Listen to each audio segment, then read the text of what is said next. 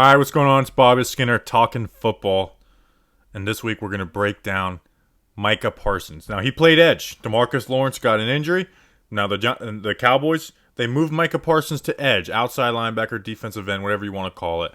He moves to edge as a pass rusher. And, man, he looked really good in his debut. First, like, subscribe, all that good stuff. So, he had 27 pass rush reps and only 9 run reps. So, we're just going to focus on the pass rush. And a couple of disclaimers and kind of where my head is at with him going forward is I want to see it again. I wanted to see it again because he dominated this guy. Like, dominated. Like, he's going to take advantage of bad offensive linemen. He didn't get nowhere near as many reps against Rashawn Slater, who I did a film breakdown you could check out. But he didn't win those reps, Again, but it was a limited sample size. He really couldn't get a rhythm on that side. Where this side, he just took advantage of him. You could see the speed, athleticism, and there's Micah Parsons didn't really have to use his hands a ton. He used his hands well, but he didn't have to use them a ton. So interested to see what he does this next week. Where he's got decent tackle play in Philly, but is it great? So let's get into it. But this outside in move is what's gonna stick out. And I covered the Giants, and it's like, man, this guy's gonna abuse Nate Solder on the right side.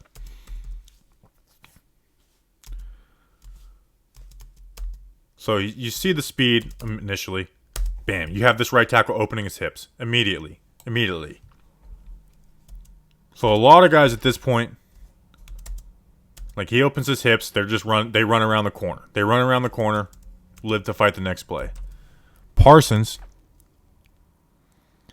puts that right hand on the left shoulder of the tackle, like swipes him past that. You see how it slaps? Bam. Moves his shoulders. And then this is where he's killer, man. His ability to get horizontal quick. Bam. Go. And you just see the acceleration, the speed burst. And we're going to see it on his sack. It's just the way he can track. Get to where his destination is unreal. Again, we're going to go outside in.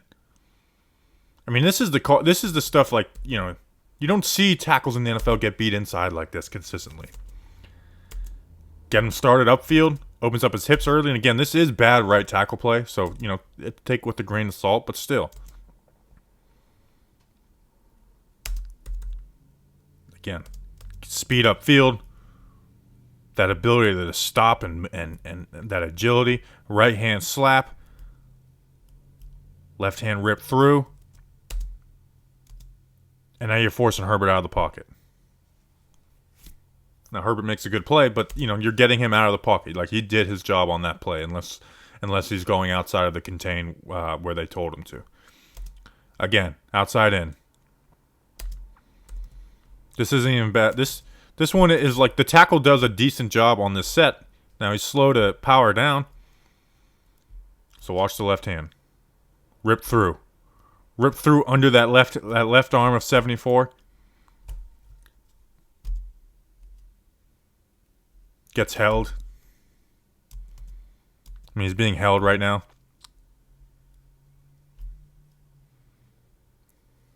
Still able to power through. Bam. This is quick. I'm going to pull up my timer right now. I should have done this beforehand. But I'm going to pull up my timer right now and see how long it took him to get to the QB. Now, I know the ball comes out, but still. 2 seconds. 2.06 seconds. The average time to throw in a game is 2.5 seconds. Some guys higher, sometimes a little lower. Again. Set him up. That agility. That agility is killer, man. That ruins the way tackles play. Rip through with that left hand. Last time Herbert was able to complete it. This time you force him out of the pocket. He has to throw the ball out of the end zone.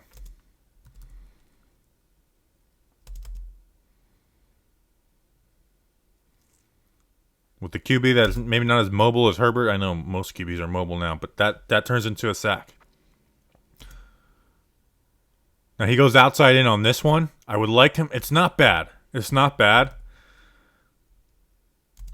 Good job. Opens up the tackle's hips.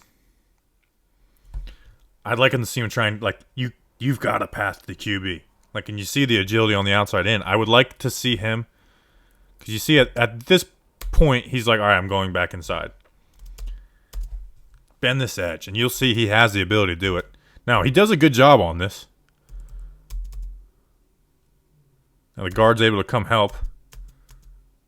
So, like, that's a good, like, you're watching that, good play from Micah. But I'd like to see him, like, try and bend the edge a little bit, and you'll see on these next 2 reps. Now, this one, this play ended up being called dead, but that doesn't mean that the right tackle and him weren't competing. Now, this play is called dead. So, say it doesn't matter, whatever. But speed, hands.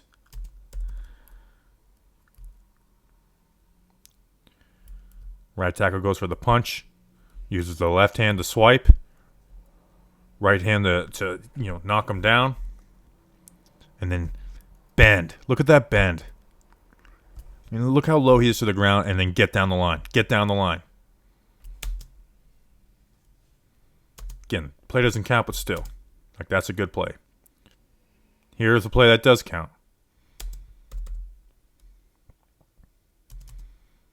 Speed. Uses his hands. The exact same thing. Get down the line. Get down the line and get a hit on the QB. Ball goes behind the tight end and cook. Good rep. Here, he broke out the spin on this rep. This was the play after the sack when they were trying to gain yards back. So you'll see a completion, like, the ball has to come out early. They're not able to score a touchdown because of this play.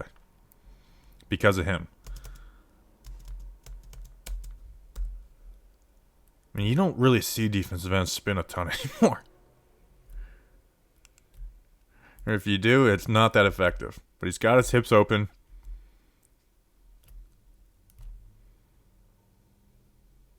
Bam.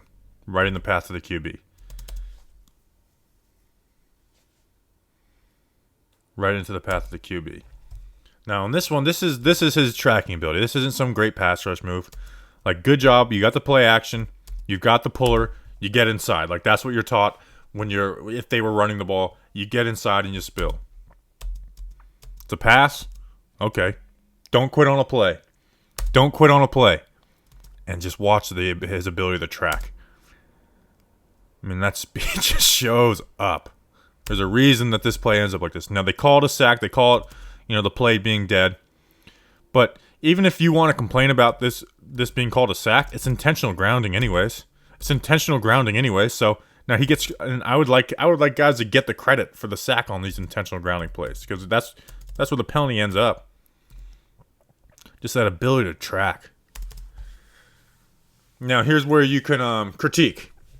Got a couple reps versus Rashawn Slater. So now he's up on the left side. Slater, this is a ball that's coming out quick. But, like, Slater wins this rep pretty easily. This next rep, he tries to go inside on Slater.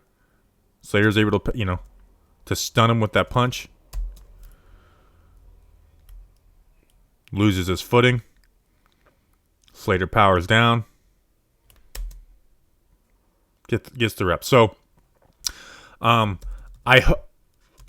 for Cowboys fans, you want him lining up on this side.